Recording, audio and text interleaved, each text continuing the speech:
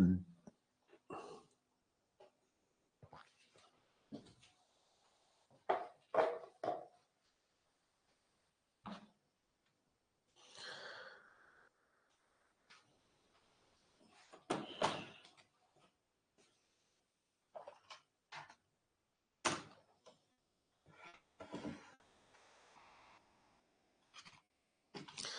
Everyone, नमस्कार, good morning.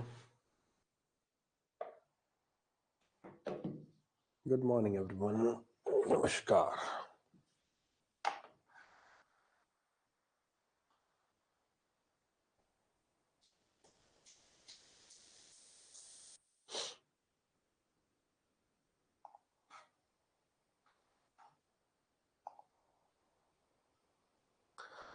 Okay, आवाज सही आ रही है? एकदम परफेक्ट है, मैं दिख रहा हूँ? कोई दिक्कत, कोई परेशानी बताओ। है कुछ है तो बताओ, तो सेशन की शुरुआत करते हैं।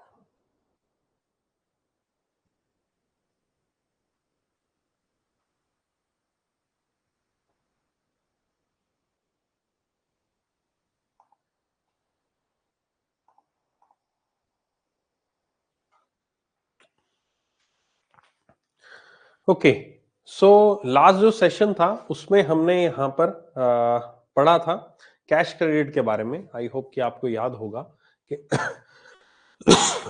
मैं इन लेक्चर्स में यहाँ पर अभी लोन्स एंड एडवांसेस के ऊपर टॉपिक पे चल रहा हूँ। तो लास्ट लेक्चर में हमने कैश क्रेडिट के ऊपर चर्चा की थी, ठीक है।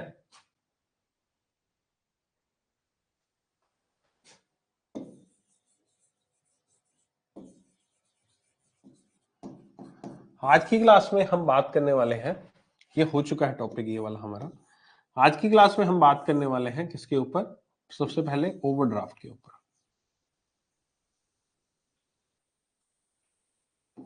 और साथ ही साथ हम आज बात करेंगे टर्म लोन के ऊपर। ये दो टॉपिक आज हम कवर करने वाले हैं, overdraft and the term loan. जो सीसी लिमिट थी उसमें हमने एक चीज देखी थी कि ये जो सीसी लिमिट है नॉर्मली ये बिजनेसमैन के द्वारा इस्तेमाल की जाती है, ठीक है। इस बिजनेस पर्पज से इस्तेमाल की जाती है, और ये किस तरह से इस्तेमाल की जाती है कि आपको जितना पैसा आपको जरूरत है आप इसमें से उठा सकते हो, जितना पैसा आपको आपको आ चुका है वो इसमें ऐड कर सकते हो, प्लस कर सकते हो, माइनस कर सकते हो, जब मर्जी जैसे मर्जी। माइनस आपका विद इन लिमिट कर सकते हो, और जो प्लस है वो कितना भी कर सकते हो, एडिशन आप इसमें कितना भी करो, कोई इश्यू नहीं है, कोई दिक्कत नहीं है ना। यही पढ़ा था हमने। अब जो ओवरड्राफ्ट फैसिलिटी है ये भी कुछ इसी तरह से काम करती है। जो मैकेनिज्म होता है ओवरड्राफ्ट फैसिलिटी का वो similar to cash credit limit है। मैकेनिज्म का मतलब कि इसमें भी यहां पर क्या बना दी जाएगी, आपको एक लिमिट बना के दी जाएगी। जैसे एक इसमें सीसी में एक लिमिट होती है, मैक्सिमम लिमिट, वैसे ही ओवरड्राफ्ट में एक मैक्सिमम लिमिट बना के दे दी जाती है। इस लिमिट के अंडर आप कितना भी पैसा माइनस कर सकते हो, कितना भी पैसा ऐड कर सकते हो, जितना पैसा चाहिए माइनस करो, जितना पैसा आपके पास आ गया उसको ऐड कर दो। तो मैकेनिज्म सीसी और ओडी का सेम रहता है, बस फर्क इन दोनों में यह है कि इनका पर्पस क्या है। जो सीसी लिमिट होती है वो प्योरली बिजनेस के लिए इस्तेमाल की जाती है, लेकिन ओवरड्राफ्ट फैसिलिटी यहां पर दो तरीके के लिए, दो कारणों के लिए दी जा सकती है, और वो दोनों कारण होते हैं बिजनेस पर्पज से भी दी जा सकती है और पर्सनल यूज के लिए भी दी जा सकती है। पर्सनल भी है और बिजनेस भी है, दोनों के दोनों जो है इसको इस्तेमाल कर सकते हैं बिजनेस और दी पर्सनल पर्पज से, ठीक है, राइट। अब ये जो बिजनेस और पर्सनल पर्पज है इसको किस तरह से डिफाइन किया जा सकता है? जो यहां पर बिजनेस पर्पस है, इस बिजनेस पर्पस को यहां पर हम कुछ इसी तरह से देखते हैं कि भाई साहब कोई एक दुकान है, जैसे किराने की दुकान है, ठीक है। अब किराने की दुकान, जब दुकानदार जो है सीसी लिमिट यहां पर बनवाने जाएगा उस पर्टिकुलर बैंक से, तो उसको अपनी क्या शो करनी है, उनको उसको अपनी स्टॉक कितना है, डेटर्स कितने हैं, क्रेडिटर्स कितने हैं, वो सब दिखाना पड़ेगा, तभी उसकी लिमिट बनेगी, तभी उसकी ड्राइंग पावर निकलेगी। पिछले लेक्चर में हमने अच्छे से समझा था ड्राइंग पावर और किस तरह से वो लिमिट निकलती है, उस बेस पर निकलेगी। लेकिन ओवरड्राफ्ट में क्या होता है, ओवरड्राफ्ट में यहां पर जो आपकी लिमिट होती है वो लिमिट, या फिर जो कहते हैं ड्राइंग पावर जो होती है, वो स्टॉक, डेटर, क्रेडिटर के बेस पर नहीं डिफाइन होती है। वो डिफाइन होती है कि आपने यहां पर जब ओवरड्राफ्ट फैसिलिटी ले रहे हो उस वक्त आप उनको क्या सिक्योरिटी प्रोवाइड करा रहे हो, क्या चीज गिरवी दे रहे हो, क्या चीज गिरवी रख रहे हो बैंक के पास, उसके ऊपर ओवरड्राफ्ट की लिमिट जो है वो डिफाइन की जाती है। सीसी लिमिट में भी यही होता है। सीसी लिमिट में भी आप कोई चीज अमाउंट जो गिरवी रखते हो, जो भी चीज, उसके ऊपर प्लस जो आप स्टॉक डेटर्स क्रेडिटर्स दे रहे हो उसके ऊपर, इन सब के ऊपर डिपेंड करती है सीसी लिमिट की एक वैल्यू जो होती है, लिमिट जो होती है। लेकिन ओवरड्राफ्ट में एक्सक्लूसिवली ऐसा कुछ स्टॉक डेटर क्रेडिटर की कोई लिस्ट नहीं होती, ना ही बिजनेसमैन से यहां पर लिस्ट वो मांगी जाती है। अगर वो ओवरड्राफ्ट फैसिलिटी ले रहा है, वो सिंपल उससे यही पूछा जाता है आप क्या गिरवी रख रहे हो, जो गिरवी रखोगे, जो आपकी इनकम है, इनकम लेवल्स हैं आपके, उसके अकॉर्डिंग हम आपको एक लिमिट बना के दे देंगे ओवरड्राफ्ट की। अब उस ओवरड्राफ्ट की लिमिट को आपको इस्तेमाल अपने बिजनेस पर्पज से करना है या फिर पर्सनल पर्पज से करना है, वो आप बता दीजिए बस। बिजनेस पर्पज से करना है तो बैंक उस तरह की स्कीम के अंदर आपको ओवरड्राफ्ट के अंदर एनरोल कर देगा, और अगर आपको पर्सनल पर्पज से करना है तो आपको उस तरह की स्कीम के अंदर अलॉट कर देगा। अब बिजनेस पर्पज तो समझ में आता है सर, चलो बिजनेस में तो उतार चढ़ाव होते रहते हैं, पैसा आना जाना लगा रहता है। पर्सनल पर्पज में क्या उनसे लिमिट चाहिए होती है? पर्सनल पर्पज में देखो बहुत बार ऐसा होता है कि लोगों को यहाँ पर किस्तें भरनी थोड़ी सी मुश्किल लगती हैं। किस्तों के ऊपर बात करेंगे टर्म लोन में, कि मान लीजिए आपने घर ले लिया, तो घर आप परचेज करते हो, उसके बाद आप किस्तें भरते रहते हो, ठीक है। आपने मान लीजिए कोई यहाँ पर कोई गाड़ी ले ली तो उसकी किस्तें भरते रहते, तो काफी लोग ऐसे होते हैं जिनको ये किस्तों वाला फंडा समझ नहीं आता। वो ये कहते हैं कि सर मेरी मर्जी हो, जब मैं पैसा निकलवाना चाहूँ निकलवा लो, जब मेरी मर्जी हो पैसा मेरे पास आए तो मैं जमा करा दूं ना। किस्तें मेरे ऊपर थोड़ी सी बर्डन रहेंगी कि भाई साहब किस्तें तो एक होगी ना, पर मैं हर एक मंथ जमा ही करानी है। ओवरड्राफ्ट में नो डाउट इंटरेस्ट जमा कराना होता है, लेकिन जब मुझे जरूरत ही नहीं है पैसे की, तब मैं पैसा क्यों उठाऊं? मुझे पैसे की जिस महीने जरूरत है तभी मैं पैसा लूंगा, जिस महीने में मैंने पैसा नहीं उठाया उस महीने मुझे ब्याज नहीं लगेगा, मेरा ब्याज भी बच जाएगा। तो इसलिए ओवरड्राफ्ट फैसिलिटी की सुविधा यहाँ पर पर्सनल पर्पज से भी दी जाती है, और काफी लोग इसका इस्तेमाल करते हैं। और साथ ही साथ कोई ऐसी फैसिलिटीज भी होती हैं जिसके लिए यहाँ पर टर्म लोन दिया भी नहीं जाता है, लंबी अवधि का लोन दिया भी नहीं जाता। मान लीजिए घर में मुझे किसी की शादी करनी है, मुझे पैसा चाहिए, तो that is a personal purpose. उसके लिए कोई भी बैंक फैसिलिटी नहीं है, बैंक के पास कोई भी स्कीम नहीं है अलग से कि मैरिज लोन दे दिया गया, नहीं, ऐसा कोई भी लोन नहीं होता। उसके लिए फिर आपको ओवरड्राफ्ट ही कराना पड़ेगा पर्सनल पर्पज से, ठीक है। ओके,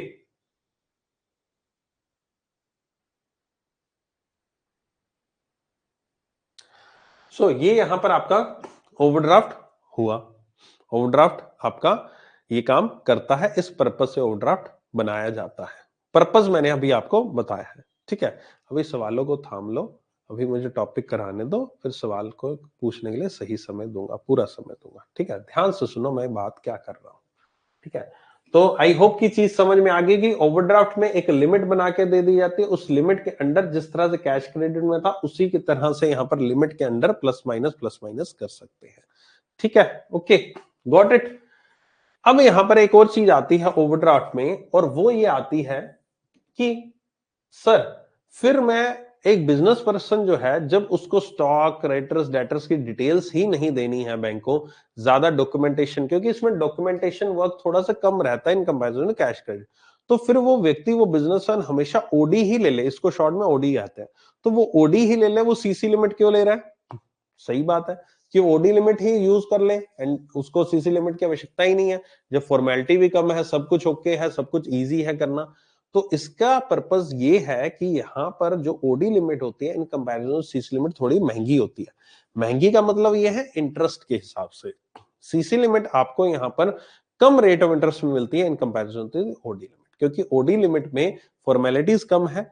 तो फॉर्मेलिटीज जब कम होती हैं तो थोड़ा बहुत रिस्क यहाँ पर चीजों का बढ़ जाता है, और जहां पर रिस्क थोड़ा बढ़ जाता है तो वहां पर बैंक जो है रेट ऑफ इंटरेस्ट भी ज्यादा चार्ज करता है कस्टमर से, क्योंकि रिस्क थोड़ा बढ़ गया। अभी रिस्क और इंटरेस्ट के गेम के ऊपर अभी थोड़ी देर में बात भी करूंगा मैं आज ही, ठीक है। तो इसलिए ओवरड्राफ्ट फैसिलिटी को यहां पर जो बिजनेसमैन, जो प्योर बिजनेसमैन है, जिसको डेली बेस पर अपना कोई टेंशन नहीं, जिसके अकाउंटिंग ट्रीटमेंट्स बढ़िया चल रहे हैं, जिसके पास यहाँ पर पूरे अकाउंटेंट हैं, सीएज हैं, चार्ट अकाउंटेंट, जो सब कुछ स्टॉक वॉक मैनेज हो रहा है, पूरा वर्क कंप्यूटराइज सिस्टम है, जिसको कोई टेंशन नहीं, बैंक ने जो भी डॉक्यूमेंट मांगा है उसके बाद डॉक्यूमेंट तुरंत तैयार है, ऐसे व्यक्ति जो है, ऐसे लोग जो है, उनको यहाँ पर आपका सीसी लिमिट बहुत सही रहती है क्योंकि उसको बहुत कम रेट ऑफ इंटरेस्ट पे मिल जाता है। अब यहाँ पर रेट ऑफ इंटरेस्ट की डेफिनेशन क्या है? रेट ऑफ इंटरेस्ट की डेफिनेशन कुछ नहीं है, वो वेरी करती है बैंक टू बैंक, तो कोई रेट ऑफ इंटरेस्ट फिक्स नहीं होता कि 7% पे, 8% पे, 10%, सर कितना रेट ऑफ इंटरेस्ट, कोई फिक्स नहीं है। ये डेफिनेशन वेरी करती है, हर एक बैंक की अपनी अपनी रेट ऑफ इंटरेस्ट होते हैं, अपने अपने कंपटीशन है। कोई बैंक 7 पे दे रहा है, कोई 7.5 पे दे रहा है, किसी बैंक को 7 पे कहोगे अच्छा नहीं हम अब 6.80 पे दे देते हैं, वगैरह वगैरह। ये सब चीजें भी यहाँ पर चलती आ रही है। तो कंपटीशन है, उस वजह से रेट ऑफ इंटरेस्ट अलग अलग बैंक का अलग अलग रहता है। लेकिन अगर किसी एक पर्टिकुलर बैंक के सीसी लिमिट और ओडी लिमिट के रेट ऑफ इंटरेस्ट को कंपैरिजन करोगे तो ओडी लिमिट का rate of interest CC limit से आपको ज्यादा ही देखने को मिलेगा। ठीक है, तो this is the main reason कि व्हाई जो एक पर्टिकुलर बिजनेसमैन, जो प्योर बिजनेसमैन है, वो सीसी लिमिट को प्रेफर करता है ओडी लिमिट के कंपैरिजन में। नो डाउट वहां पर फॉर्मेलिटीज ज्यादा है, लेकिन फॉर्मेलिटीज करने के लिए उन्होंने व्यक्ति रखे हुए हैं, उनके पास पूरी टीम है, तो एज सच उनको खुद को कोई इश्यू नहीं आता। लेकिन ओवरड्राफ्ट मैक्सिमम लोगों के द्वारा पर्सनल यूज के लिए इस्तेमाल की जाती है, जो कि मैंने अपने बैंकिंग कैरियर में देखा है कि लोग ओवरड्राफ्ट फैसिलिटी लेते हैं, अपने पर्सनल यूज के लिए लेते हैं, बिजनेस यूज के लिए मैक्सिमम लोग यहाँ पर सीसी लिमिट ही लेते हैं, अवेल करते हैं। ठीक है, अब एक और यहां पर मिसकंसेप्शन सबके माइंड में रहता है कि सर ओवरड्राफ्ट लिमिट को तो हमने ये सुना था कि जो करंट अकाउंट होता है, जो करंट अकाउंट होता है उसके अंदर यहां पर आपका इस करंट अकाउंट में मेरे पास बैलेंस मान लीजिए 10,000 रुपए है और मुझे अगर पैसा चाहिए 11,000 रुपए, मेरे करंट अकाउंट में 10,000 रुपए और मुझे बैलेंस चाहिए 11,000 रुपए पैसा चाहिए, तो इस करंट अकाउंट में बैंक वाले मुझे 11,000 रुपए दे देंगे, यानी कि 1,000 रुपए मुझे एक्स्ट्रा दे देंगे बैंक वाले, और उसको हम ओवरड्राफ्ट कहते हैं। ओवरड्राफ्ट इसको कहा जाता है। ये आपको डेफिनेशन बहुत सारे बुक्स में और बहुत सारे टीचर्स जिनको मैं जानता हूं, है ना, उनके द्वारा अपनी क्लासेस में बताई जाती है। और ये फीडबैक मुझे स्टूडेंट्स ही आप लोग देते हो, आप में से काफी स्टूडेंट्स जो इधर उधर जाकर पहले जाते हैं, फिर वापस हमसे दोबारा से रिवीजन करने के लिए या किसी तरह से आ जाते हैं, तो फिर वो क्लास में बताते हैं कि सर ऐसा हमने उस क्लास में पढ़ा था। क्यों पढ़ा था? क्योंकि जो आजकल मार्केट में बुक्स हैं बैंकिंग अवेयरनेस की, जो भी अवेलेबल बुक्स हैं, वो इतनी ज्यादा आउटडेटेड कंटेंट के साथ हैं। वो एक ही बुक आज से 10 साल पहले, 15 साल पहले छपी थी, उसी के एडिशन पे एडिशन आए जा रहे हैं विदाउट एनी अमेंडमेंट। ठीक है, तो उसमें जो चीज आ गई वही चीज यहाँ पर अभी तक चली आ रही है। ना ही उस चीज को किसी ने वेरीफाई किया है, कोई बैंकर ने उस चीज को, आई डोंट नो किसने शुरुआत की थी, और उन्हीं बुक्स को पढ़ पढ़ के आगे आगे आगे आगे पढ़ाया जा रहा है। ठीक है, तो ये चीज ऐसे कुछ भी नहीं है। ये मैं हर एक क्लास में अपना क्लैरिफिकेशन देता हूं कि ओवरड्राफ्ट का करंट अकाउंट से रिलेशन है, रिलेशन है, लेकिन इस तरह का कोई रिलेशन नहीं है कि आप बैंक में गए, आपके करंट अकाउंट में 10,000 रुपए पड़े हैं, अब बैंक को सर मुझे तो 15,000 रुपए चाहिए, मुझे पैसा दे दो। ला बेटा कोई बात नहीं, लो लो सर 15,000 रुपए ले जाओ। नहीं होता ऐसा, बिल्कुल नहीं होता, कतई हो ही नहीं सकता। अगर कोई बैंकर ऐसा कर रहा है तो उसकी नौकरी छीनी जा सकती है, उसको सस्पेंड किया जा सकता है अगर वो ऐसा काम कर रहा है तो, कि ऐसे ही हवा में ही उसको 5,000 रुपए एक्स्ट्रा दे दिया। नहीं बेटा, ऐसा नहीं होता। ठीक है, तो ये ओवरड्राफ्ट और करंट अकाउंट का जो एक लिंक है, इस चीज को मिसकंसेप्शन है जो माइंड में, क्योंकि बहुत सारी गलत मटेरियल अवेलेबल है, उसकी वजह से पैदा हुआ ये जो भ्रम है, इस भ्रम को यहां पर अपने दिमाग में मत लाइएगा। ऐसा कुछ भी रिलेशन नहीं है कि आपको यहां पर सीसी के अंदर ओवरड्रॉन आपका कर दिया जाए तो उसको ओवरड्राफ्ट कहते हैं। ओवरड्राफ्ट एक अलग से फैसिलिटी है, अलग से लोन है, अलग से पर्टिकुलर उसका अकाउंट ओपन होता है। करंट अकाउंट का मान लीजिए नंबर मेरा 1 2 3 4 5 6 7 8 है, ठीक है, तो ओवरड्राफ्ट एक अलग सेपरेट अकाउंट होगा। ओवरड्राफ्ट का नंबर वो सेम नहीं होगा करंट अकाउंट वाला 1 2 3 4 5 6 7 8, नहीं, करंट अकाउंट का नंबर अलग होगा, ओवरड्राफ्ट अकाउंट का नंबर ही अलग होगा। यहां पर जो आपको बताया जाता है वो कहता है करंट अकाउंट का नंबर होता है 1 2 3 4 5 6 7 8, और उसी में यहां पर हम पैसा एक्स्ट्रा दे देते हैं, ओवरड्रॉन कर देते हैं, वही सेम अकाउंट में ओवरड्राफ्ट हो जाता है। ऐसा नहीं होता। हाँ, इसका वाइस वर्सा हो सकता है। वाइस वर्सा कैसे हो सकता है? सिंपल सा कंसेप्ट है जो मैं अभी आपको उस दिन में समझाया था, आज भी समझाया था, ध्यान से सुनो। आपने ऑलरेडी इस कंसेप्ट को कर लिया है कि ओवरड्राफ्ट अकाउंट को हम करंट अकाउंट की तरह इस्तेमाल कर सकते हैं। कैसे कर सकते हैं? ओवरड्राफ्ट में यहां पर आपको पैसा निकलवाने की सुविधा कितनी है? आप एक ओवरड्राफ्ट और सीसी लिमिट में पैसा कितना निकलवा सकते हो? अप टू अ लिमिट, जितनी लिमिट बैंक ने आपको बनाकर दी है, 10 लाख की मान लीजिए लिमिट बना के दी, तो आप 10 लाख तक पैसा निकलवा सकते हो। एग्री करते हो? सीसी और ओडी में यही है। लेकिन इसमें पैसा जमा कितना करवा सकते हो? कितना करा सकते हो? कोई लिमिट है उसकी? कितने समय के लिए उसमें जमा रखा सकते हो? कोई लिमिट है उसकी? सच कोई लिमिट नहीं है। अगर आपका सीसी और ओडी में लिमिट आपकी 10 लाख रुपए की है, आपने उसमें 10 लाख रुपए उठा लिया, माइनस कर लिया, आपने उसको बिजनेस से यूज कर लिया, वगैरह वगैरह हो गया, ऊपर नीचे फ्लक्चुएशन हो गई, फाइनली एक दिन ऐसा हुआ कि आपको यार पैसा कहीं से 20 लाख रुपए आ गया आपके पास, ठीक है, आपने कोई एक अलग से ऑर्डर लिया, बड़ा ऑर्डर मिल गया, आपने स्टॉक अपने पैसों से खरीद लिया, पीछे से पूंजी अपनी जेब से लगाई, वगैरह वगैरह जो भी हुआ, आपके पास 20 लाख रुपए आ गया। अब 20 लाख रुपए आप बैंक में जमा कराओगे, आपके पास चाहे सीसी लिमिट है चाहे ओडी लिमिट है, उससे 20 लाख जमा कराओगे, तो यानी कि वो क्या, आपकी लिमिट जो 10 लाख की है वो भी यूटिलाइज होगी, यानी कि बैंक वालों को आपने 10 लाख दे दिया, लेकिन 10 लाख लिमिट के ऊपर आपका 10 लाख एक्स्ट्रा पड़ा है, जो बैंक में जमा पड़ा है आपका पैसा। 10 लाख जो आपका है, 20 लाख में आपने जमा कराया, 10 लाख तो बैंक का जो आपने उठाया था वो बैंक को दे दिया आपने, और 10 लाख ओवर एंड अबव उस 10 लाख लिमिट के पड़ा है। तो जब 10 लाख वो ओवर एंड अबव पड़ा है, वो कौन सा पैसा है? वो पैसा मेरा पैसा है, यानी कि वो एक प्रकार का मेरा डिमांड डिपॉजिट है, कि मैं बैंक में जब जाऊंगा मैं वहां से डिमांड करूंगा, मेरा पैसा निकल जाएगा। That is a demand deposit कर। डिमांड डिपॉजिट में कौन सा आता है? करंट अकाउंट आता है। तो ये जो सिचुएशन बताई जाती है कि करंट अकाउंट में जब ओडी कर देते हैं, ओवरड्रॉन कर देते हैं, तो ओवरड्राफ्ट कहलाता है।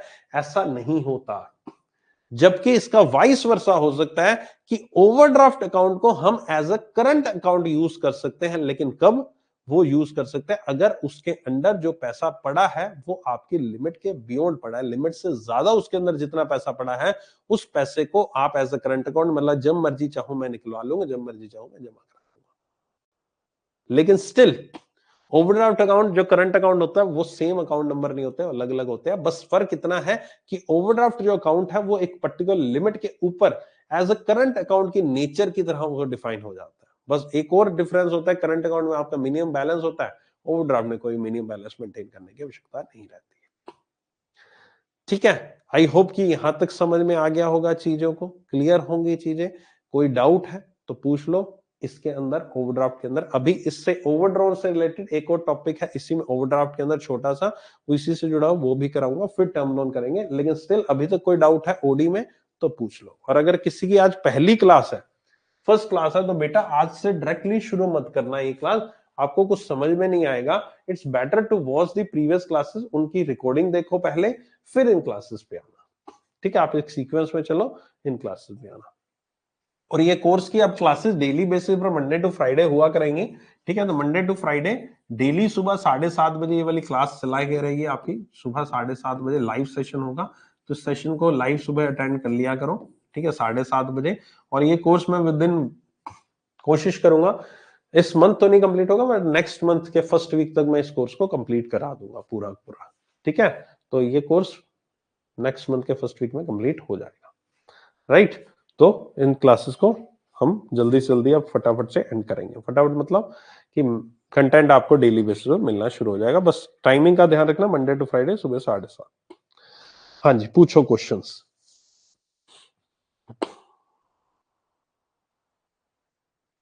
सर सीसी एंड ओवरड्राफ्ट के ऊपर इंटरेस्ट पेमेंट कैसे होता है, ये समझा सुकंता? पिछली क्लास में समझाया था ना मैंने इंटरेस्ट रेट का, सीसी लिमिट में इंटरेस्ट रेट कैसे अप्लाई होता है, पिछली क्लास में तो बताया मैंने।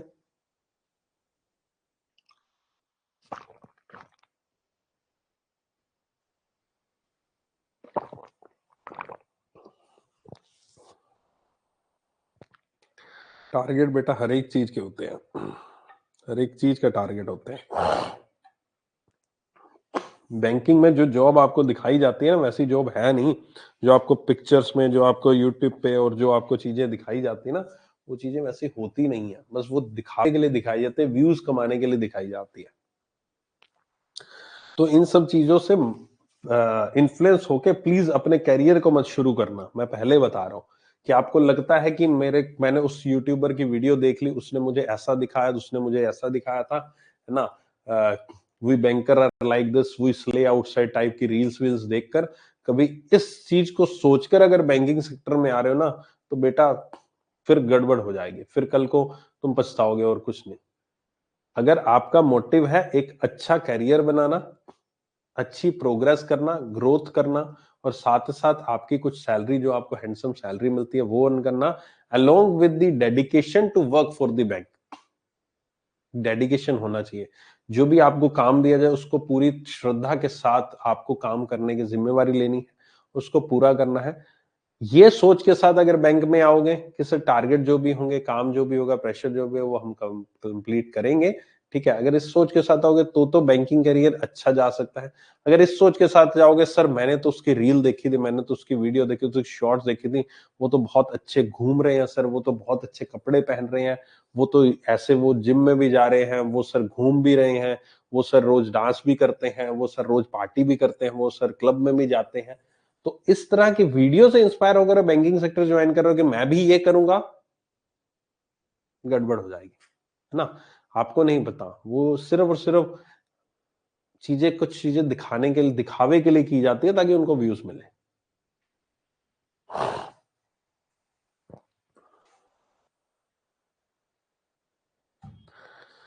हर एक चीज का टारगेट होता है और टारगेट रहता है, हर एक सेगमेंट में टारगेट होता है। अगर अभी मैं आपको पढ़ा रहा हूं तो मेरा भी कोई टारगेट होगा, नो डाउट। मैं लर्निंग नीति का वन ऑफ द ओनर हूं, वन ऑफ द ओनर हूं, ठीक है।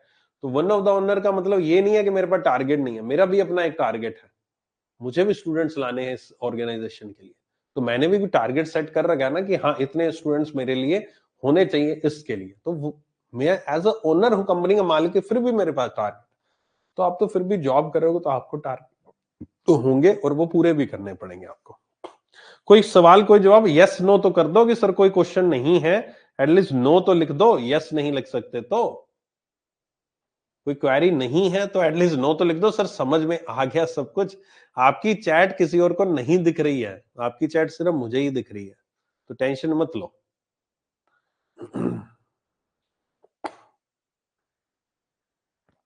मुझे पता तो लगे कि समझ में आ गया। ये लिख सकते हो sir, yes sir, understood sir, समझ में आ गया सर, बिल्कुल ऐसा तो लिखो ना, क्लियर सर, ओके सर, मेरे को भी तो थोड़ा सा वो इंटरेक्शन रहे मेरे लिए क्लास में, है ना। शांत बैठे रहते मेरे लिए क्लास में इंटरेक्शन नहीं होती हुई। चल आगे चलते हैं। आई होप कि बीच में एक क्वेश्चन और पूछा था, वो भी आपको रिप्लाई एक मिल गया होगा, सुकंता, है ना।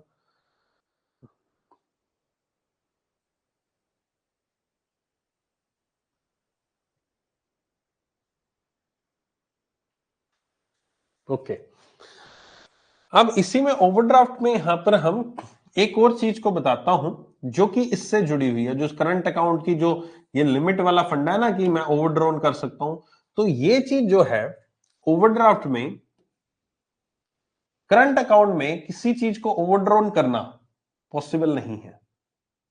करंट अकाउंट में किसी चीज को ओवरड्रॉन करना मतलब मेरे अकाउंट में 10,000 बैलेंस है करंट अकाउंट में, 15,000 उसमें निकालो, ये चीज पॉसिबल नहीं है, ठीक है।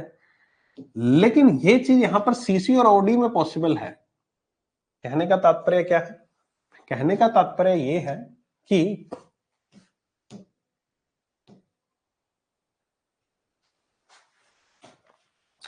अगर मेरी सीसी ओडी जो है,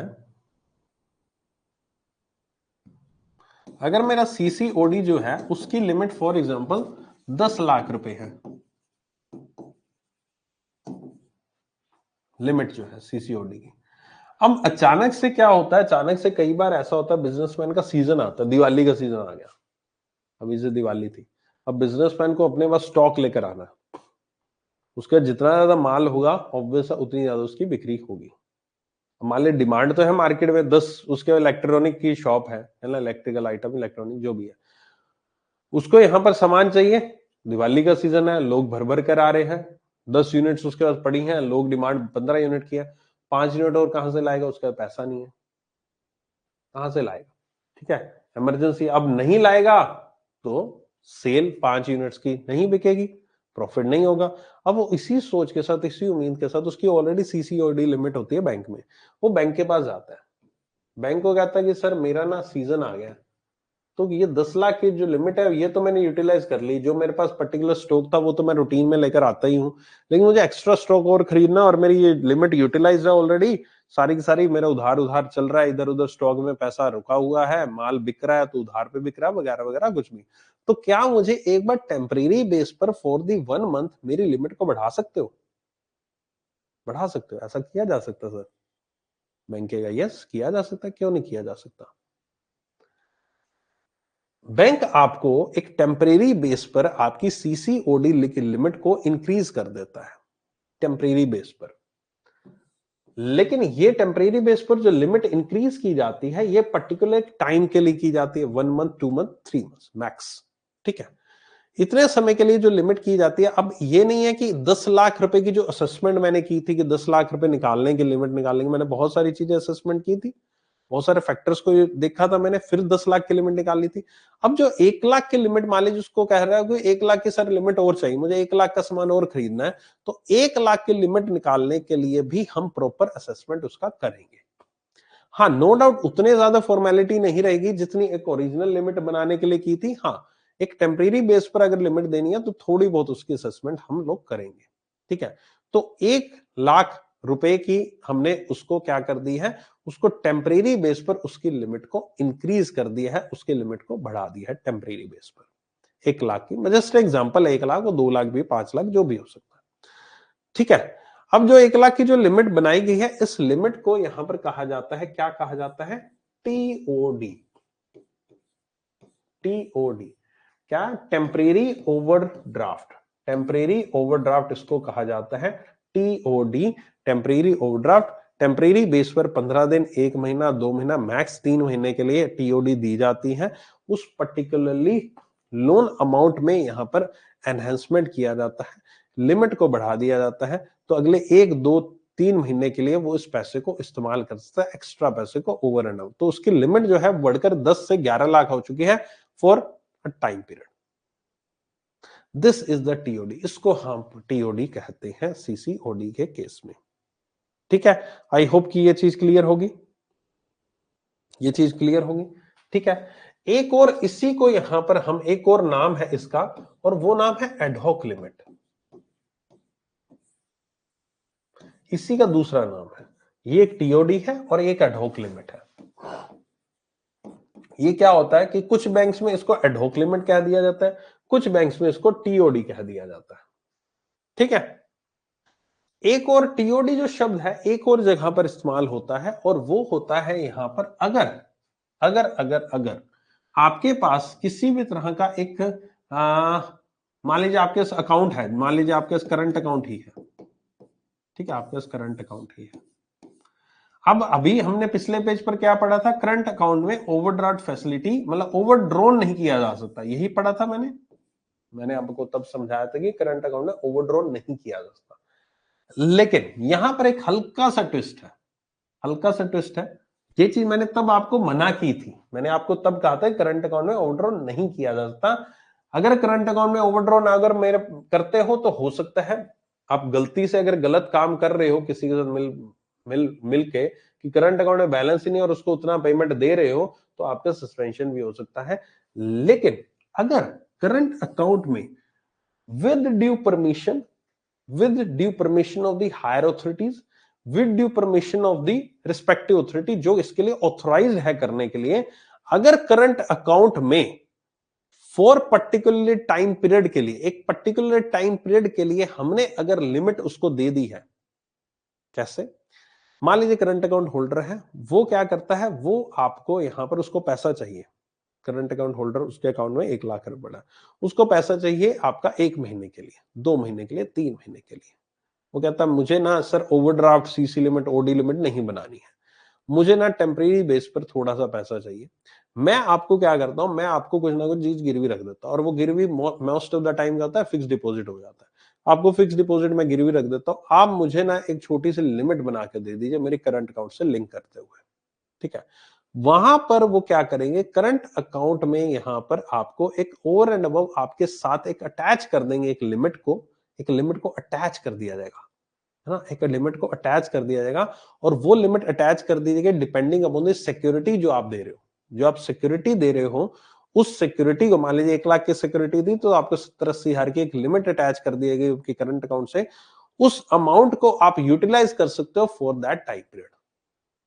अगर आपके करंट अकाउंट होल्डर हो तो उस चीज को भी हम टीओडी कहते हैं, that is the temporary overdraft. ठीक है, कंफ्यूजन है माइंड में, मैं एक बार फिर से दूर कर देता हूं, एक बार फिर से समझा देता हूं बड़े प्यार से, इत्मीनान से ध्यान से सुनना मेरी बात।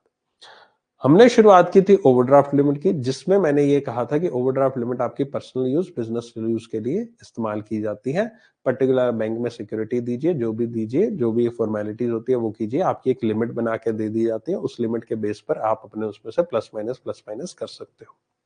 ठीक है, फिर हमने बात की कि अगर आपको ओवरड्राफ्ट और सीसी लिमिट के अंदर जितनी आपकी लिमिट है, उस लिमिट के ऊपर आपको फॉर अ टाइम पीरियड 2 महीने 1 महीने के लिए कुछ एक्स्ट्रा पैसा चाहिए, तो आप क्या करोगे, बैंक में जाओगे, बैंक में फॉर्मेलिटीज करोगे, बैंक आपको टेम्परेरी ओवरड्राफ्ट या फिर एडहॉक लिमिट दे देगा। डन, बैंक ने आपको वो भी दे दिया। अब मैं बात कर दूं मेरा करंट अकाउंट है सर, मुझे करंट अकाउंट में कुछ एक्स्ट्रा पैसा चाहिए। ठीक है, तो करंट अकाउंट में पैसा एक्स्ट्रा दिया जा सकता है, लेकिन टेम्परेरी बेस पर दिया जा सकता है, और उस टेम्परेरी बेस पर जो पैसा है उसको भी हम टीओडी कहेंगे, लेकिन उसको ऐसे नहीं हवा में दे दिया जाए कि बैंक में यार कस्टमर हमसे बहुत सालों से जुड़ा है जी, 15 साल हो गए कस्टमर, अच्छा बहुत बढ़िया कस्टमर है, ट्रस्ट वर्दी कस्टमर है जी, इसके ट्रस्ट पे आकर इसके खाते में 20,000 रुपए पड़ा है, लाओ जी इसको 50,000 एक्स्ट्रा दे दो, बैंक की तरह से जा ऐश कर। नहीं, जितना मर्जी ट्रस्टवर्दी कस्टमर हो, बैंक उसको तभी पैसा देगा जब वो बैंक की जो लोन्स एडवांसेस की जो फॉर्मेलिटीज है, डॉक्यूमेंटेशन है, वो पूरा कंप्लीट कर लेगा, तभी बैंक उसको पैसा देगा। नहीं तो बैंक उसको ऐसे हवा में पैसा नहीं देगा कि चेक लेकर आए, उसके खाते में 10,000 थे, 50,000 का चेक था, ले भाई मैं साइन कर देता हूं, मैं कपिल काटवाल, ऑथराइज्ड साइन, ओके पास कर दो, कैशियर साहब पेमेंट कर दो। खुद भी मरोगे, कैशियर को भी मरवाओगे, खुद की नौकरी भी जाएगी, उसकी नौकरी भी जाएगी। जब तक पूरी डॉक्यूमेंटेशन फॉर्मेलिटी सारी नहीं हो जाती, तब तक किसी भी तरह की टेम्परेरी ओडी ये किसी भी तरह का लोन एडवांस नहीं दिया जा सकता। तो करंट अकाउंट में भी आप उसको लिंक कर सकते हो, मैं फिर से कह रहा हूं लिंक कर सकते हो टीओडी को, लेकिन ऐसा नहीं है कि हाथों हाथ 10,000 का 15,000 20,000 आपने उसको ओवरड्रॉन करके पैसा दे दिया और बाद में फॉर्मेलिटीज कर रहे हो, वो चीज नहीं करते। ठीक है, स्टिल ओडी अकाउंट यहां पर आपका एक ओपन होगा, अलग से ओपन होगा, उसी में ट्रांजेक्शन की जाएंगी एग्जीक्यूटिव। ठीक है, बस फर्क इतना है कि एक ओडी एक परमानेंट देनी, साल के लिए दे देनी, उसके बाद रिन्यूअल होता है हर एक साल उसका, एक टेम्परेरी ओडी 1 महीने 2 महीने 3 महीने के लिए दे दी गई। ठीक है, आई होप कि क्लियर होगी ये कंफ्यूजन। अब कोई भी कंफ्यूजन होगी नहीं ओडी से जुड़ी, कोई कंफ्यूजन स्टिल है तो पूछ लो, नहीं तो फिर मैं टर्म लोन पे चलता हूं नेक्स्ट।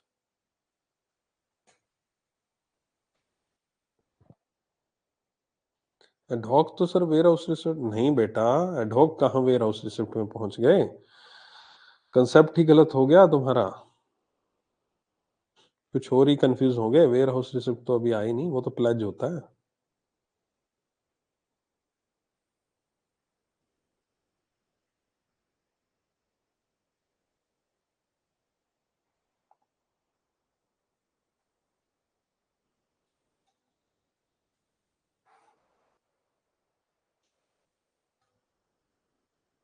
चलो अगले टॉपिक पे चलते हैं। के केस में भी टीओडी के लिए अलग अकाउंट ओपन होगा? हाँ जी बिल्कुल होगा।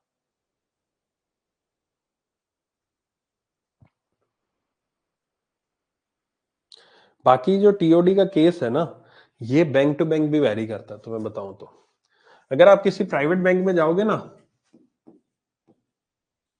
Most of the private bank में क्या करते हैं ये लोग, आपको ना एक ना शुरुआत में आपको बता देते हैं, पता है क्या करते हैं ये लोग, कहते हैं अच्छा सर करंट अकाउंट खुलवा लो, और करंट अकाउंट में ना आपको हम ओडी की फैसिलिटी दे देंगे, ये चीज बोलते हैं वो लोग। ये प्राइवेट बैंक वाले में स्कीम्स होती है, पब्लिक सेक्टर बैंक्स में ऐसी स्कीम नहीं होती, प्राइवेट सेक्टर में होती है कि सर आप ना एक ऐसा, हम आपके पास, हमारे पास एक ऐसा प्रोडक्ट है जिसमें आप करंट अकाउंट खुलाओगे, आपको इसमें ओडी दे देंगे हम 5 लाख की, 10 लाख की, 15 लाख की, जितनी आप ट्रांजेक्शन करोगे उस हिसाब से 15-20 लाख की हम आपको ओडी दे देंगे।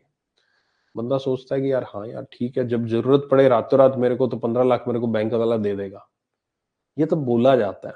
मैं सही बता रहा हूँ, ये एक मिस सेल किया जाता है, आपने भी सुना होगा, या फिर जो बैनर्स लगे होते हैं बैंक के एडवर्टीजमेंट के, उसमें भी ये चीज होती है कि भाई साहब बैंक में करंट अकाउंट खुलवाओ और ओडी फैसिलिटी 5 लाख की उपलब्ध है। अब उस टाइम पे तो कस्टमर को हमने बोल दिया 5 लाख की ओडी फैसिलिटी उपलब्ध है, लेकिन जब बैंक में कस्टमर एक्चुअल में करंट अकाउंट होल्डर जब वो ओडी लेने जाता है, तब उस कस्टमर को बताई जाती है कि इतनी भाई साहब फॉर्मेलिटीज करनी पड़ेगी। वो तो क्या करता है, उसके पास तो 2 लाख रुपए उसके बैलेंस है, वो 10 लाख का चेक लेकर बैंक में चला जाता है कि भाई साहब मुझे 8 लाख दे दो, आपने कहा था ना कि ओडी देंगे हम। फिर असलियत सामने आती है, फिर बताया जाता है कि भाई साहब ऐसे नहीं है कि रातों रात आपको 10 लाख दे देंगे, उसके लिए फॉर्मेलिटीज करनी पड़ेंगे, पूरी पूरी डॉक्यूमेंटेशन होगी, आपको कुछ गिरवी रखना पड़ेगा, अमाउंट जाएगी, ये होगा वो होगा, अकाउंट ओपन होगा अलग से, एक अलग से अकाउंट ओपन होगा, उसको हम करंट अकाउंट के साथ आपका लिंक करेंगे, तब जाके चीजें बताई जाती है। ठीक है, ओके। और एक और चीज है इसमें कि आपको ये बोला जाता है कि सर आपका करंट अकाउंट है, उसमें हम ओडी दे देंगे 10 लाख की, और आपका अकाउंट नंबर भी सर सेम रहेगा। अगर ऐसा कोई केस आपने अगर सुना है कि जिसमें अकाउंट नंबर सेम रहेगा, तो बेटा फ्रॉम वेरी फर्स्ट डे वो लोग आपका करंट अकाउंट ओपन ही नहीं कर रहे हैं, वो फ्रॉम वेरी फर्स्ट डे आपकी ओवरड्राफ्ट फैसिलिटी ही आपको दे रहे हैं। कैसे? वो आपको ओडी लिमिट आपकी बना देंगे पहले दिन से, लेकिन ओडी लिमिट में वो क्या करेंगे, आपकी जो सैंक्शन अमाउंट है वो डाल देंगे 10 लाख फॉर एग्जांपल, लेकिन आपकी जो डीपी है वो कर देंगे 0। आपकी डीपी कर देंगे 0। अगर अकाउंट में लिमिट 10 लाख डली हुई, डीपी 0 कर रखी है, आप 10 लाख पैसे उठा सकते हो? नहीं उठा सकते ना, पिछली क्लास में यही समझा था हमने। लिमिट चाहे 10 लाख डली है, 20 लाख डली है, 50 लाख, 1 करोड़ डलेगी, लेकिन जब तक ड्रॉइंग पावर उसके अंदर नहीं डलती है, डीपी नहीं डलती है, तब तक आप पैसा नहीं निकलवा सकते। तो डीपी 0 करके आपको ओवरड्राफ्ट फैसिलिटी दे देंगे, और दे देंगे करंट अकाउंट के नाम से कि सर ये करंट अकाउंट है। तो यानी क्या हुआ कि ओवरड्राफ्ट अकाउंट को आप करंट अकाउंट की तरह इस्तेमाल कर सकते हो, करंट अकाउंट को ओवरड्राफ्ट की तरह इस्तेमाल नहीं कर सकते। आपको बताया नहीं उन्होंने कि आपका ओडी अकाउंट खोल दिया, आपका ओडी अकाउंट नहीं खोला, आपका उन्होंने आपका करंट अकाउंट नहीं खोला, उन्होंने आपका ओडी अकाउंट खोला है, उसमें आपको लिमिट डाल के दे दी है 10 लाख रुपए, लेकिन डीपी कर दी 0।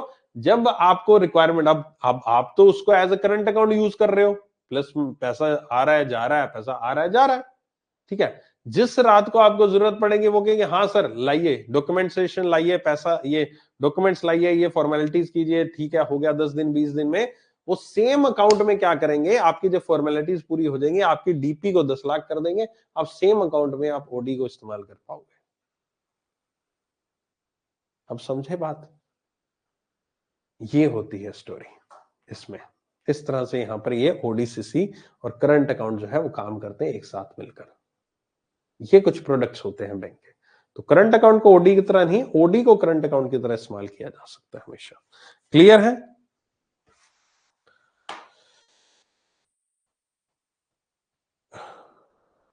वो जिस स्कीम के अंडर अकाउंट खोलेंगे वो ओडी की स्कीम होगी। हो सकता है उसमें सैंक्शन लिमिट भी ना डालें, जरूरी ना उसमें सैंक्शन लिमिट ना डालें, लेकिन वो ओडी का प्रोडक्ट ही आपका अकाउंट खोलेंगे ओडी के प्रोडक्ट में, जिसमें आप उसको जैसे मर्जी इस्तेमाल कर, आपको क्या पता वो ओडी अकाउंट है करंट अकाउंट है, आपको तो अकाउंट से मतलब था। और जिस दिन आपके फॉर्मेलिटीज कर दी, उसी अकाउंट में जो ऑलरेडी उन्होंने ओडी के स्कीम में अकाउंट खोला था, उसी स्कीम में आप का यहाँ पर डीपी डाल के सैंक्शन लिमिट डाल के आपको पैसा दे दिया जाएगा।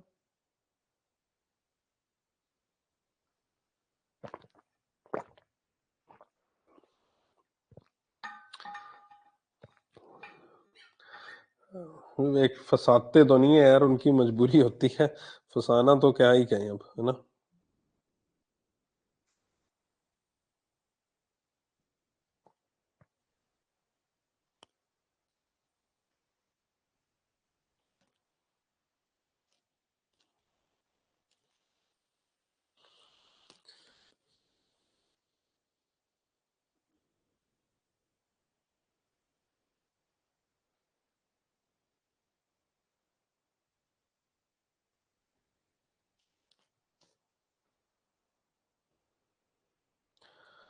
सर ऐसे तो सीसीओडी में कोई डिफरेंस ही नहीं रहता। क्यों डिफरेंस क्यों नहीं रहता यार? सीसी में लिमिट बनाई जाती है, ओडी में लिमिट बनाई जाती है। आई थिंक सुकंता आपने पिछली क्लास नहीं की है, मुझे डाउट लग रहा है। अगर आपने पिछली क्लास की रखी होती ना, आप ये 2-3 क्वेश्चंस आप इस तरह के पूछ रहे हो, मुझे डाउट है या तो पिछली क्लास आपने की नहीं है, या पिछली क्लास के रिवीजन में कुछ गड़बड़ है आपके। एक बार बेटा पिछली क्लास को अच्छे से और कर लो। तो पहले भी तुमने एक ऐसा क्वेश्चन पूछा था जो मुझे डाउट है कि पिछली क्लास में ऑलरेडी मैं क्लियर कर चुका हूँ, फिर भी पूछा। सेम वही चीज तुमने अभी पूछी, सर ऐसे तो सीसीओडी में कोई डिफरेंस नहीं रहता। ये चीज भी आपको समझ में आ जानी चाहिए थी। आई डोंट थिंक कोई ऐसा व्यक्ति है जिसको ये चीज समझ में नहीं आई।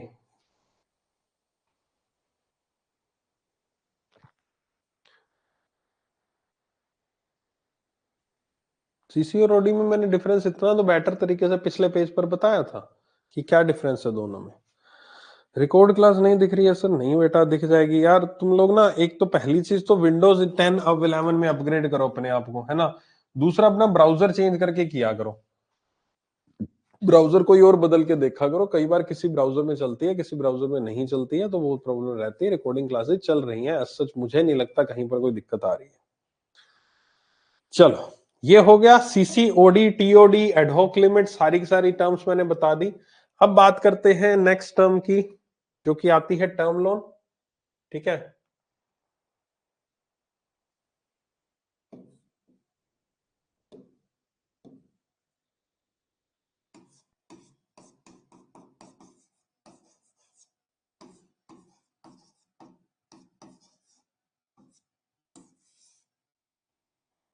टर्म लोन ये एक ऐसा लोन होता है जो कि आम इंसान, आम व्यक्ति, आप जैसा मेरे जैसा व्यक्ति जो है, वो मैक्सिमम इस चीज को यूटिलाइज करता है, टर्म लोन को।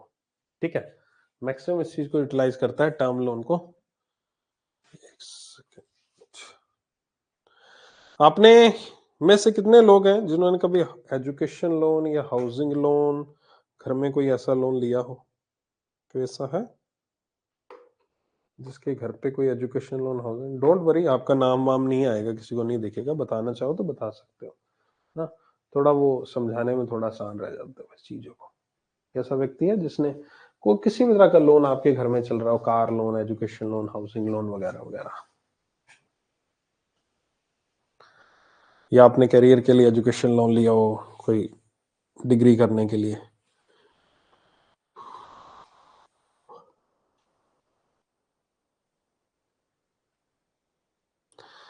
लिया ही नहीं है और दूसरे बैंक वाले ने दिया भी नहीं। शो हो रहा है पर बैंकिंग से फोल्डर में शो नहीं। अच्छा, ठीक है, वो करवा देता हूँ तो। ठीक है,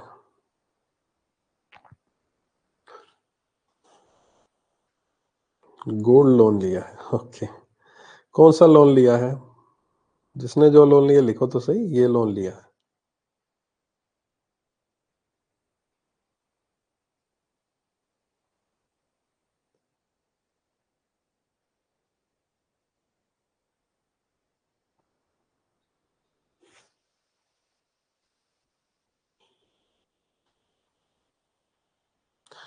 ओके, हाउसिंग लोन लिया है। क्योंकि यहाँ पर ऑलमोस्ट सारे के सारे ऐसे व्यक्ति होंगे जिन्होंने, मतलब ऑब्वियस, आप लोग बिजनेस तो, मतलब आपका नहीं होगा, आपके पेरेंट्स का, किसी का फादर का बिजनेस हो सकता है। और वो भी जो संख्या है, इन टर्म्स ऑफ नंबर्स की बात करूं, टर्म नंबर्स में यहाँ पर जो टर्म लोन होते हैं वो नंबर्स में ज्यादा होते हैं इन कंपैरिजन सीसीओडी। क्योंकि सीसीओडी एक बिजनेस में, मान लीजिए 100 बिजनेस है, तो 100 में से हार्डली 5 से 10 ऐसे बिजनेस होंगे जिन्होंने यहाँ पर सीसीओडी लिमिट अवेल कर रखी होगी। लेकिन अगर मैं मान ले वहां पर बात करूं 100 घरों की, 100 में से ऐसे कम से कम 20 से 30 घर ऐसे मिल जाएंगे या ज्यादा जिन्होंने किसी भी तरह का टर्म लोन ले रखा हो। तो टर्म लोन की संख्या जो होता है ज्यादा होती है इन कंपैरिजन सीसीओडी लिमिट। अब टर्म लोन में आप क्या क्या करते हैं? ठीक है, अब है ना, housing loan, personal loan, car loan, gold को सिक्योरिटी रख के लिया लोन। ठीक है, हाँ ठीक है, वही है ना। देखो, अब मैं यहां पर पूछता किसी के पापा ने सीसीओडी लिमिट ले रहे, तो आप में से शायद एक व्यक्ति बोलता कि ले रखे हैं। अब मैंने पूछा टर्म लोन लेगा, कम से कम 5-7 लोगों ने बोल दिया यहाँ पर, है ना। तो ये देखो परसेंटेज आपके सामने, जो मैंने परसेंटेज आपको बताई वही सेम परसेंटेज यहाँ पर आ रही है। टर्म लोन के एग्जाम्पल से चलते हैं। हाउसिंग लोन, कार लोन जिसको हम व्हीकल लोन भी कहते हैं, ठीक है, पर्सनल लोन, और ये जैसे गोल्ड लोन एक ने बोला, है ना। और कौन से लोन हो गए? हाउसिंग लोन में अलग अलग टाइप्स होते हैं कई सारे, है ना, वो हो गया। पर्सनल लोन में भी, गोल्ड लोन में टाइप्स होते हैं। तो इस तरह के और काफी सारे लोन्स होते हैं, ऐसे लोन जो कि यहां पर किसी एक पर्टिकुलरली टाइम पीरियड के लिए दिए जाते हैं, टाइम के लिए, टेन्योर के लिए, लंबे समय के लिए, लॉन्ग टर्म के लिए दिए जाते हैं। सीसीओडी लिमिट क्या दिया जाता था, 1 साल के लिए दी जाती है, एवरी ईयर उसका रिन्यूअल होता है। टर्म लोन जो दिया जाता है वो लंबे समय के लिए दिया जाता है, 10 साल, 5 साल। लंबा समय मतलब साल भी हो सकता है, 2 साल भी हो सकते हैं, ऐसा नहीं, लेकिन एक पर्टिकुलर फिक्स टाइम के लिए दे दिया, उसको एवरी ईयर हमें रिन्यू नहीं करना, कि एवरी ईयर उसकी फॉर्मेलिटीज दोबारा से नहीं करनी, एवरी ईयर डॉक्यूमेंटेशन दोबारा से नहीं होगा, एक बार कर दिया हो गया। हाउसिंग लोन दे दिया तो 15 साल का दिया तो 15 साल वो हाउसिंग लोन चलता रहेगा, उसके लिए मुझे दोबारा से अगले साल वापस से असेसमेंट नहीं करनी, सीसीओडी लिमिट में वापस से डॉक्यूमेंटेशन मांगो, वापस से आपके फाइनेंशियल मांगो, वापस से उसकी विजिट करो वगैरह वगैरह, वो चीजें नहीं होती हैं टर्म लोन के केस में। टर्म लोन के केस में वन टाइम फॉर्मेलिटीज की और उसके बाद वो लोन चलता रहता है। टर्म लोन के केस में जो नॉर्मल इंसान है वो क्या बोलता है, उसको ईएमआई बोलता है। ईएमआई हम बोलते हैं ना, ईएमआई, इक्वेटेड मंथली इंस्टॉलमेंट, क्या बोलते हैं, इक्वेटेड मंथली इंस्टॉलमेंट, जिसको हम सिंपल और सरल भाषा में क्या बोलते हैं, किस्त, यही बोलते हैं, किस्त। किस्त दी गई है, ईएमआई दी गई है, ठीक है। तो ईएमआई किस्त जो है ये यहां पर आपकी इस टर्म लोन के केस में देखने को आपको मिलती है, ये टर्म लोन के केस में। अब यहां पर जो टर्म लोन दिए गए, मान लीजिए हाउसिंग लोन, व्हीकल लोन जो दिया गया है, पर्सनल लोन, गोल्ड लोन दिया गया है, ये किस लिए दिया जाता है, इनका एक पर्पस बड़ा इंपॉर्टेंट रहता है। पर्पस क्या है, मैं एक एग्जांपल लेता हूं हाउसिंग लोन का। हाउसिंग लोन, हाउसिंग लोन किस पर्पस से दिया जा सकता है,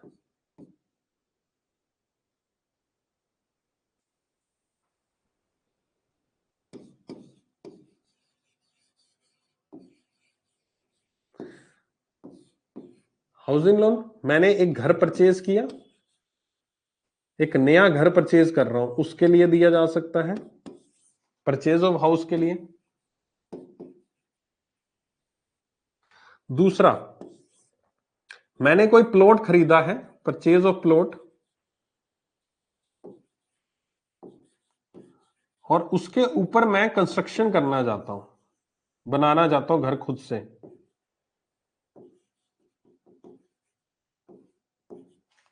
ठीक है। तीसरा, कि मेरा घर वर बना हुआ है, सब कुछ ओके है, बढ़िया है, मेरे नाम से घर है, मैं उसकी नई रेनोवेशन कराना चाहता हूं, मैं उसको अपग्रेड कराना चाहता हूं, इंटीरियर वगैरह, एक्सटीरियर वगैरह बदलना चाहता हूं। तो जो हाउसिंग लोन होता है उसके मेनली 3 पर्पज से वो हाउसिंग लोन दिया जा सकता है, 3 पर्पज आपके सामने लिखे हुए हैं, ठीक है, ओके। व्हीकल लोन, एक व्हीकल को खरीदने के लिए दिया जाता है। पर्सनल लोन, आपके पर्सनल चीजों के लिए, कुछ भी आप चीजें खरीद सकते हैं, उसके लिए बैंक आपसे पूछता नहीं है कुछ भी।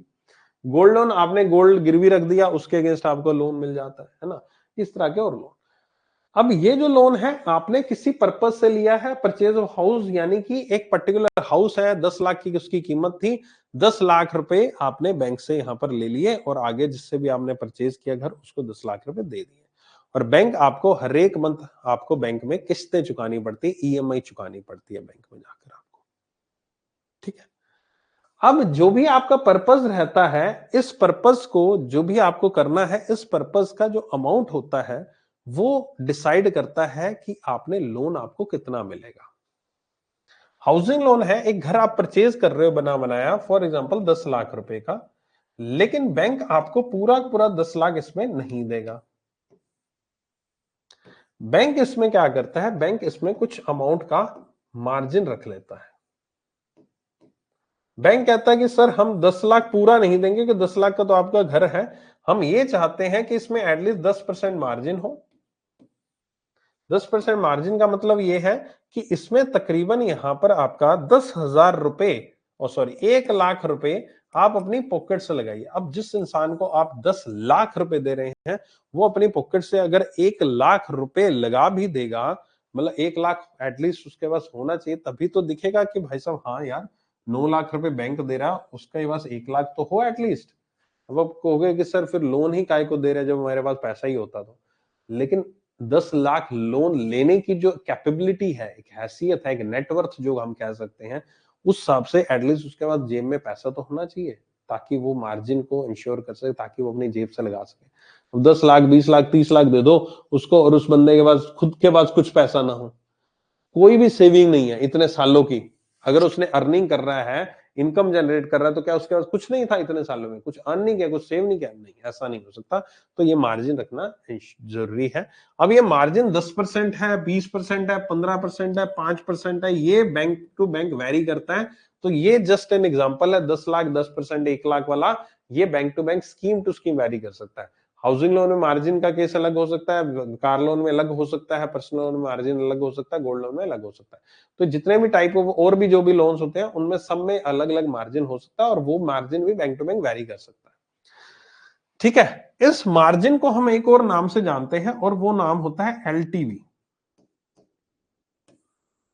LTV that is loan to value ratio. क्या होता है? Loan to value ratio. Loan जितना आपने लोन दिया है, वैल्यू कितनी है उस चीज की, यानी कि 10 लाख रुपए वैल्यू थी उस घर की, लोन आपने दे दिया 9 लाख का, तो एलटीवी क्या हो गया?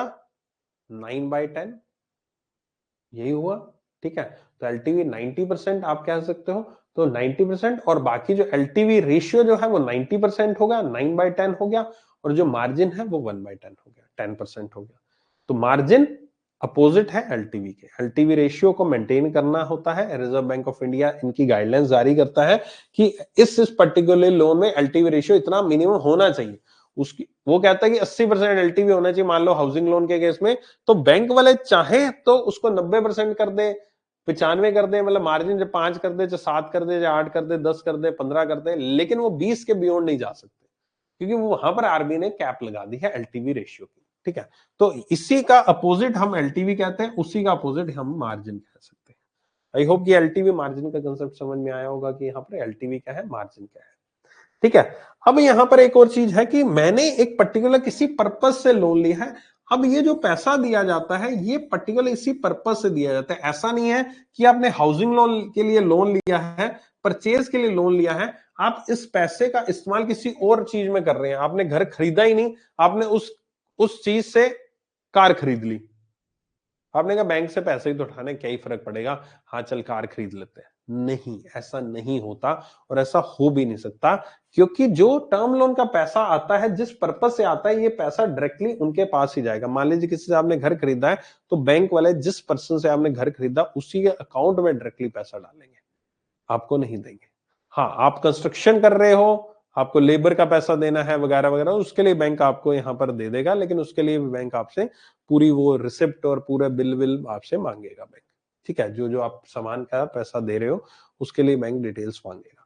तो वो चीज रहती है। रेनोवेशन में भी यहाँ पर इसी तरह का रहता है। कार लोन लिया है आपने, हाउसिंग लोन, व्हीकल लोन लिया है, तो बैंक आपसे कोटेशन, उसका बिल वगैरह कार का, वो सब मांगेगा। बैंक आपको पैसा नहीं देगा, बैंक उस कार डीलर को यहाँ पर उसके अकाउंट में डायरेक्टली पैसा आपका दे देगा। आपने 10 लाख की कार ली, आपने 1 लाख अपनी जेब से देना है मार्जिन के रूप में, बैंक उनको 9 लाख रुपए, 1 लाख रुपए आपसे ले लेकर, और टोटल 9 लाख अपनी जेब से, अपने लोन में से उठाकर टोटल 10 लाख रुपए आपका उस कार डीलर को दे देगा। इस तरह से यहाँ पर ये टर्म लोन डिफाइन किया जाता है, और एक ईएमआई आपको पर्टिकुलर देनी पड़ती है, उसका किस्त देनी पड़ती है, जो कि काफी साल, 10 साल 15 साल आगे यहाँ पर चलती रहती है, आगे बढ़ती रहती है। डिपेंडिंग अपॉन द लोन, किस टाइप का लोन है उसके ऊपर डिपेंड करता है कि लोन की अमाउंट क्या रहने वाली है। ठीक है, क्लियर है, समझ में आ गया अब तक ये सब चीजें? टर्म लोन में अभी तक जो समझा है क्लियर है? कुछ है डाउट तो पूछो टर्म लोन में।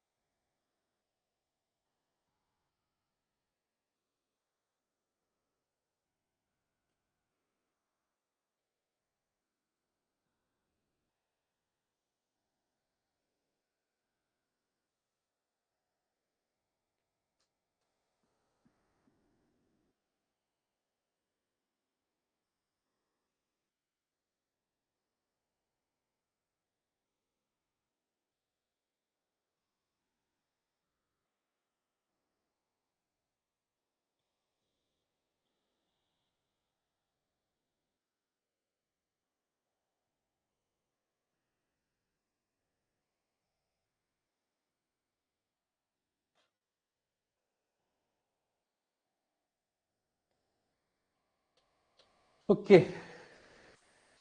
क्या कमेंट है पढ़े।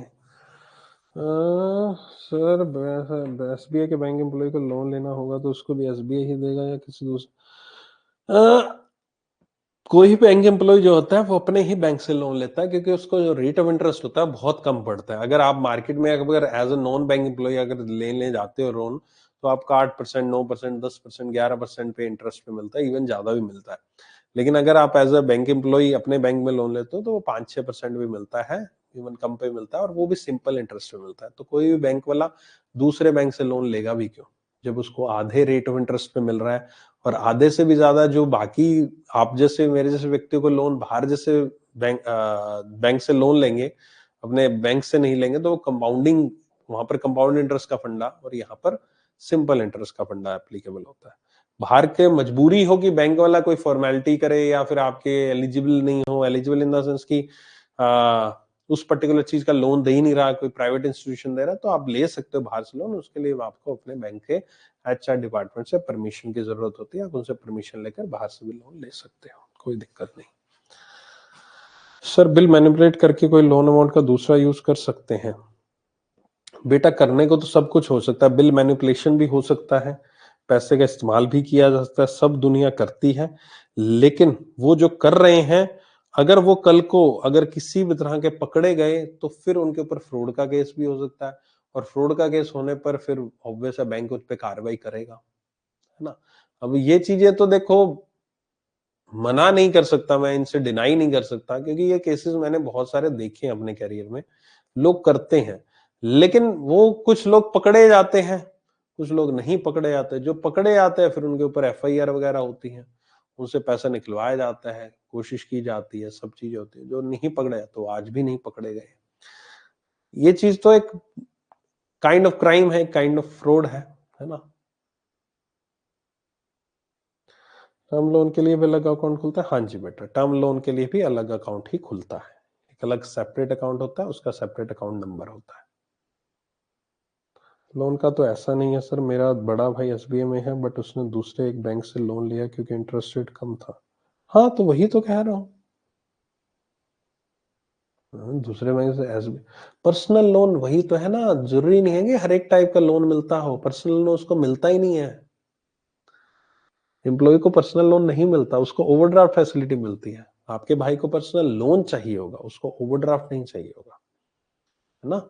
एक स्टाफ ओडी लिमिट होती है, स्टाफ ओडी लिमिट उसकी यूटिलाइज होगी होगी उसने स्टाफ ओडी लिमिट ऑलरेडी ले रखी होगी, उसने सब ले रखा, अब उसको और पैसों की जरूरत होगी। पर्सनल लोन बैंक ने नहीं दिया होगा, क्योंकि क्राइटेरिया नहीं है बैंक में पर्सनल लोन देने का, ओडी लिमिट देने का क्राइटेरिया। तो ऑब्वियस आप अपने बैंक से पर्सनल लोन लोगे, जो जनरल आपकी जो नॉर्मल कस्टमर है उस रेट ऑफ इंटरेस्ट पे मिलेगा, तो दूसरा बैंक उसको कम रेट ऑफ इंटरेस्ट पे दे रहा है। ठीक है सर, कोई बैंक एम्प्लॉय दूसरे बैंक में सैलरी अकाउंट? नहीं बेटा, वो सेम अकाउंट सेम बैंक में होता। ठीक है, ओके। और कोई डाउट? क्योंकि बैंक एम्प्लॉय को सारे लोन नहीं मिलते। आपने जो बात की है ना कि मेरे भाई को ऐसे ऐसे, तो पर्सनल लोन दिया ही नहीं जाता, उसमें बैंक को staff overdraft facility, housing loan facility, car loan facility, कुछ टाइप ऑफ लोन ही दिए जाते हैं। अब आप कहो कि मेरे बेटे को एजुकेशन लोन भी 5-6% इंटरेस्ट पे मिल जाए, वो चीज पॉसिबल नहीं है ना। कुछ type of facility he bank को दी जाती है, सारे लोन नहीं दिए जाते बैंक एम्प्लॉय को, सारे लोन ही हम 5-6% पे 4% मिल जाए, वो चीज नहीं है। ठीक है, सिर्फ they give loan 9 lakh and margin is 1 lakh, we must pay 10 lakh to bank. नहीं नहीं, आपको 9 लाख ही देना है। 1 लाख तो आपने पहले ही दे दिया ना, वो तो आपके अपनी जेब से है। आपका जो रेट ऑफ इंटरेस्ट बनेगा वो 9 लाख पे ही बनेगा। जो इंटरेस्ट आपको देना वो 9 लाख पे ही देना है आपको, 1 लाख पे इंटरेस्ट नहीं देना, वो तो आपने अपनी जेब से दिया। जो बैंक आपको पैसा देगा उसी पे रेट ऑफ इंटरेस्ट लगेगा। ठीक है, ओके, चलो। आ, इसमें और क्या है टर्म लोन में? आई थिंक टर्म लोन मैंने करवा दिया सारा यार, है ना। कुछ उसमें और रह नहीं गया टर्म लोन में। ठीक है, एक और टॉपिक करते हैं। ठीक है, गॉट इट, एक और टॉपिक करते हैं।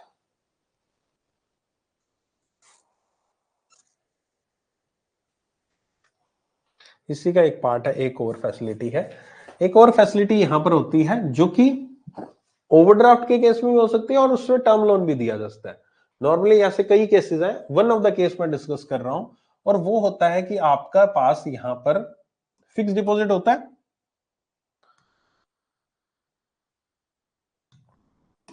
एफडी, है ना, जिसके बारे में हमने पढ़ा था। तो जो एफडी होती है यहां पर आपकी, वो एफडी के अगेंस्ट भी आपको बैंक लोन देता है। और ये एफडी के जो लोन होता है ये दो तरीके के दिए जा सकते हैं। बैंक इसमें आपको ओडी भी दे सकता है और बैंक इसके अगेंस्ट में आपको टर्म लोन भी दे सकता है, एक ओडी एफडी को गिरवी रखकर। सेम ये केस गोल्ड के केस में भी होता है कि आप गोल्ड को गिरवी रख के यहां पर दोनों तरीके की फैसिलिटी अवेल कर सकते हो, ओडी भी ले सकते हो, टर्म लोन भी ले सकते हो। नॉर्मली क्या होता है कि पर्पस के अकॉर्डिंग हम डिफाइन करते हैं। जैसे मैंने कहा बिजनेस पर्पस सही है, तो बिजनेस पर्पस से आपको सीसी लिमिट बनाई। आपको कुछ पर्सनल काम चलना है, आपने ओडी लिमिट बना ली। आपको कोई चीज परचेज करनी है तो आपने यहां पर टर्म लोन ले लिया, है ना। ऐसे ही हमने अभी तक बात की है।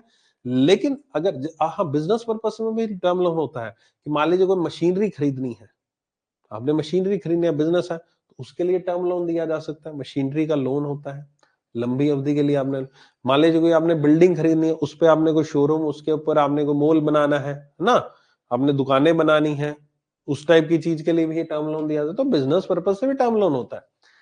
यहां पर मैं बता रहा हूं आपको एफडी के अगेंस्ट यहां पर आपने लोन लिया, दोनों तरीके से हो सकता है। एफडी क्या होती है? एफडी आपने मान लीजिए 1 लाख की एफडी हुई, 1 लाख की एफडी हुई, बैंक उसमें से कुछ मार्जिन रखेगा। बैंक उस मार्जिन के अकॉर्डिंग 10% मार्जिन रखा, 90,000 का आपकी रिक्वायरमेंट के अकॉर्डिंग उसके लिए, उसके ऊपर आपको ओडी फैसिलिटी बना के दे सकता है, जिसमें प्लस माइनस जितना मर्जी कर लो।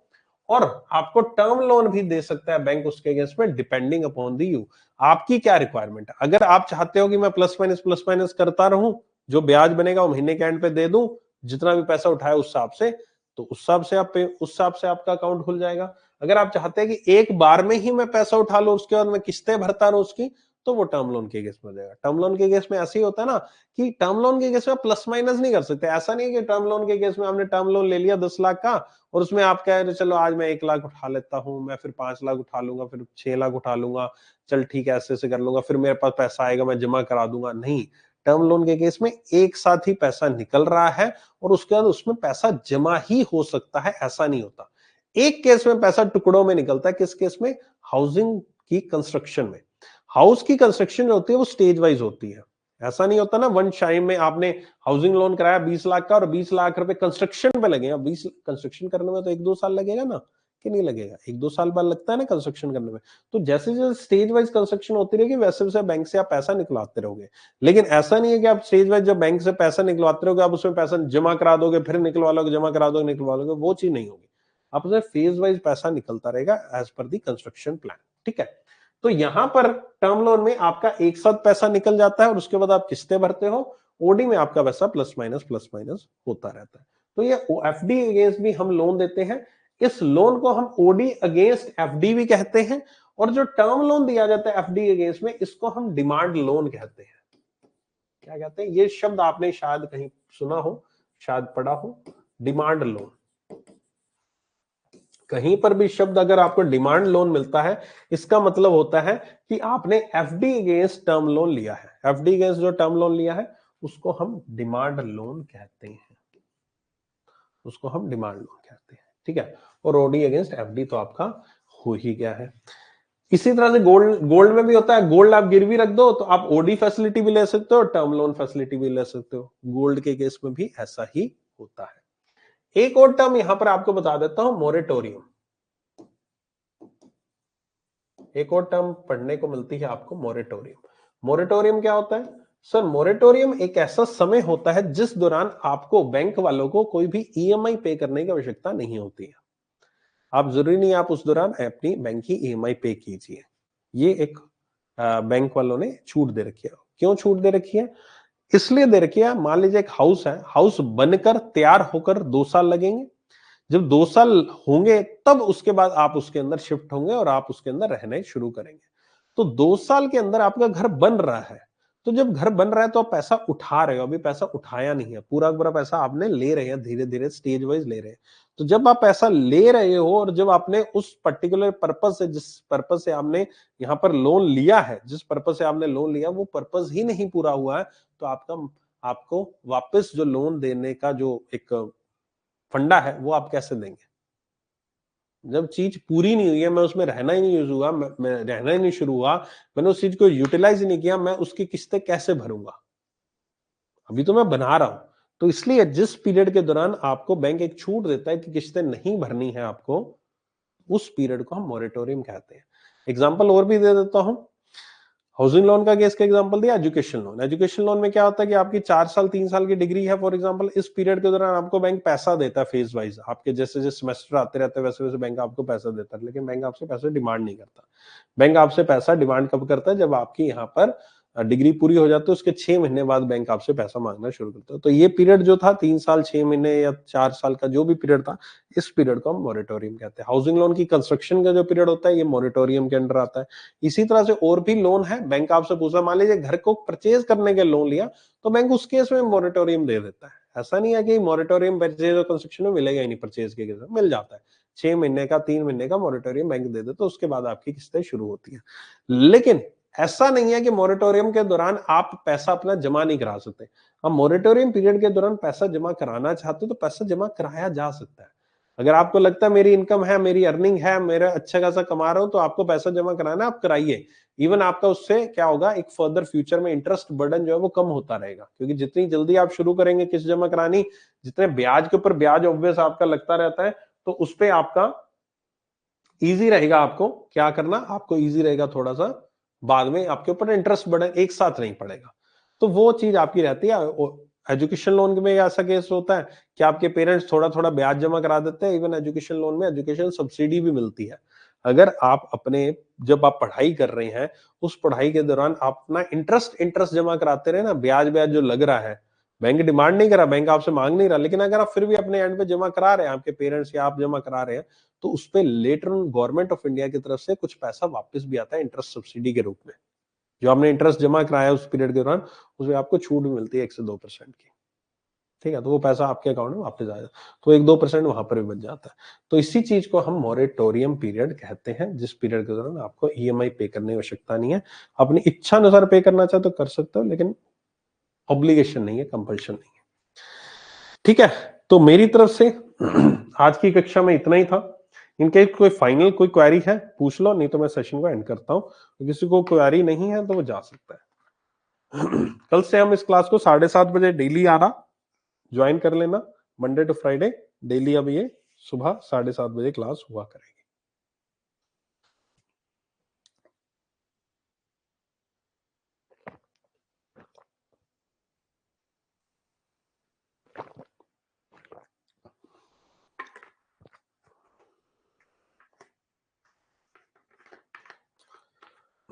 और कैसी लगी क्लास बताओ जरा।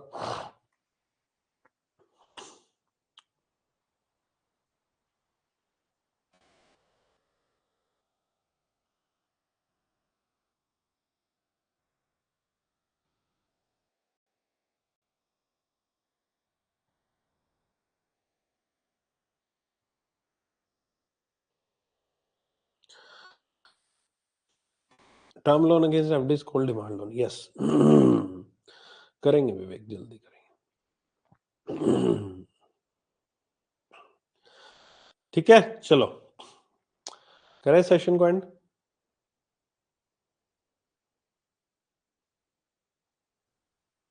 Okay, thank you Afroz.